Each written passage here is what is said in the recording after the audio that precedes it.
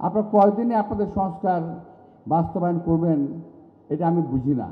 তো আমি এটা বুঝি, সংস্কারের পাশাপাশি নির্বাচনটা যদি দিয়ে দেন, যতটুকু সংস্কার আপনারা পারেন করেন, বাকিটা নির্বাচনের পরে নির্বাচিত সরকার যেই আসুক সেই করবে।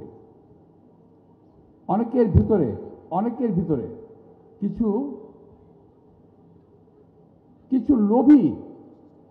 কিছু লোভী রাজনীতিবিদ আছেন, কিছু লোভী রাজনৈতিক দল আছে, কিছু রাজনৈতিক দল আছে যারা শুধুমাত্র বিরোধিতার জন্য বিরোধিতা করে, কার্যকর কোনো বিরোধিতা নয়। এই দলগুলো পাকিস্তান সৃষ্টি লগ্ন থেকে, ভারত বিভক্তির থেকে শুরু করে আজ পর্যন্ত শুধু বিরোধিতাই করে গেল। দেশ প্রেমের লেশ মাত্র তাদের ভেতরে নাই। তারা দেশকে ভালোবাসে না, দেশের মানুষকে তারা ভালোবাসে না।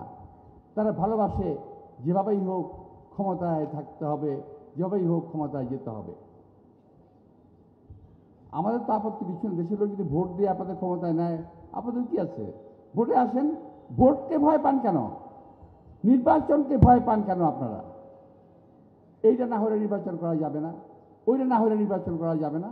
আরে ভাই, 17 বছরে বহু নেতার ফাঁসি হয়েছে, 17 বছরে বহু নেতাকর্মী গুম হয়েছে, 17 বছরে বহু নেতাকর্মী খুন হয়েছে। এই 17 বছরে এই মঞ্চে যারা আছেন, মা বোন সহ সকলেই কম বেশি বহু লোক জেল খেটেছেন। এইটা কি খামাখাই করছে নাকি?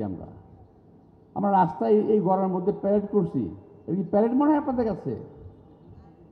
আমরা বুকের তাজা রক্ত রাজপথে বিলিয়ে দিয়েছি গণতন্ত্রের জন্য, কথা বলার জন্য, ভোটের অধিকারের জন্য। আজকে ভোটের সময় যখন আসলো, এখন বলেন এইটা না করলে ভোট হবে না, ওইটা না করলে ভোট হবে না। কেন রে ভাই, কেন?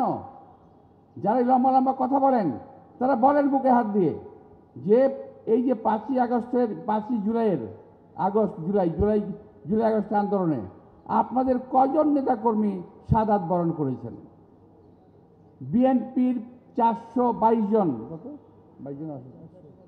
422 জন নেতাকর্মী শাহাদাত বরণ করেছে, শহীদ হয়েছে। এক মাসে আপনাদের কজন হয়েছে? আপনার বুকে হাত দিয়ে বলেন। যারা লম্বা লম্বা কথা বলেন আজকে করতে দেওয়া হবে না, করতে দেওয়া যাবে না। আরে ভাই, আওয়ামী লীগ তো দেশটাকে বাপের তালুক ভাবছিল, যার কারণে জাগনি তাই বলছে। আপনারাও কি তাই ভাবেন? এই বাংলাদেশ কারো তালুকদারি নয়, এই বাংলাদেশের জনগণের। সুতরাং কথাবার্তা বলার সময় হিসেব করে বলবেন, যাতে আমাদেরকে বেহিসেবি কথা বলতে না হয়। আমি কথা বুঝতে পেরেছি? আপনারা কথাবার্তা বলার সময় হিসেব করে বলবেন, যাতে আমাদেরকে বেহিসেবি না হতে হয়। বেহিসেবি কথা বললে কিন্তু আমরা বেহিসেবি অনেক কথা বলতে পারি, বেহিসেবি কাজ করলে কিন্তু আমরা বেহিসেবি অনেক কাজ করতে পারি। কিন্তু আল্লাহর রহমতে শহীদ রাষ্ট্রপতি জিয়া রহমানের দল কখনো এই ধরনের কোনো অপকর্ম কাজকর্মে যায় নাই। আপনারা তো খুব তালে দিলেন মনে হয় না? খুশি?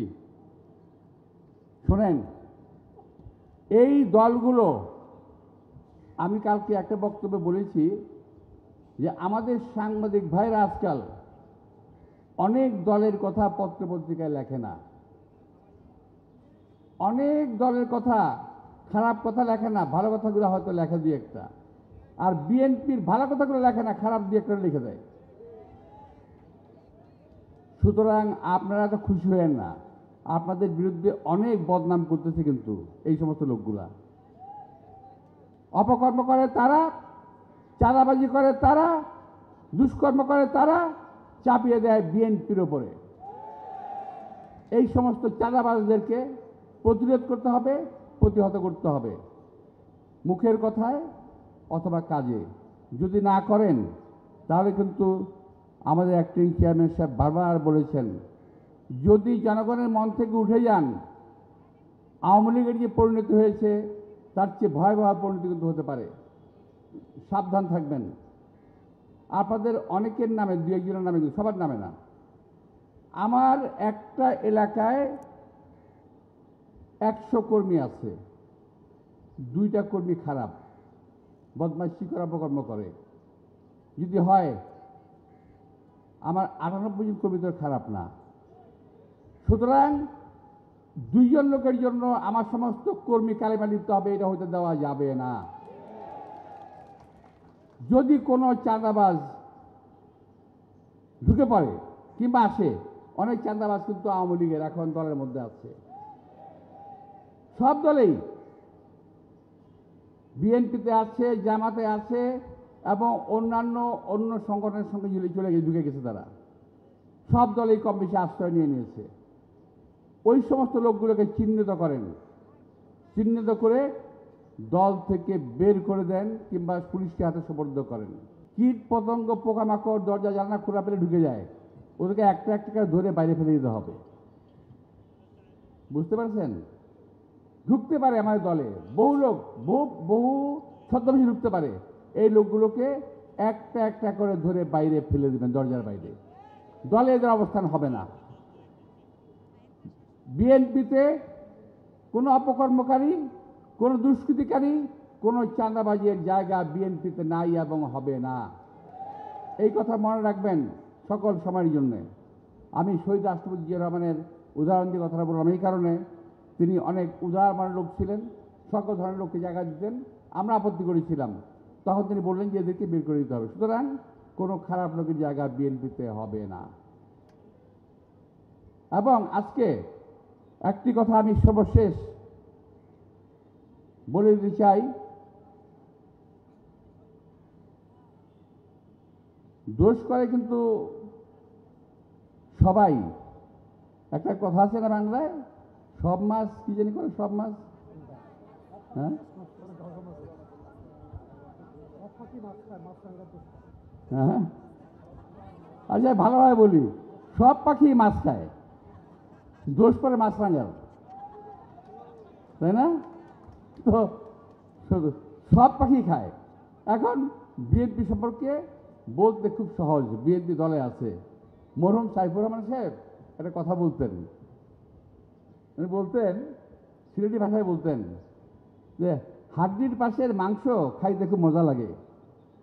হাড্ডির পাশে খাইছে না? হাড্ডির পাশের মাংস খাইতে খুব মজা লাগে, মাংস নরম হয়, হাড্ডির পাশে মাংস নরম হয়, খাইতে খুব মজা লাগে। তো যখন নাকি বিএনপি একটি বড় দল, একটি সুন্দর দল, একটি গোছানো দল, এই দলের বদনাম করতে খুব মজা লাগে মানুষের, খুব মজা লাগে। বিভিন্ন দল একযোগে, বিভিন্ন টেলিভিশন একযোগে, বিভিন্ন ইউটিউবার একযোগে বিএনপির বিরুদ্ধে কথা বলছে কনসার্টেড ওয়েতে। এগুলাকে প্রতিরোধ করার জন্য আমাদের কাজের মাধ্যমে জনগণের পাশে থেকে, জনগণের সঙ্গে থেকে বোঝাতে হবে জনগণ বিএনপি ছাড়া এই দেশে জনগণের কোনো বন্ধু নাই। শহীদ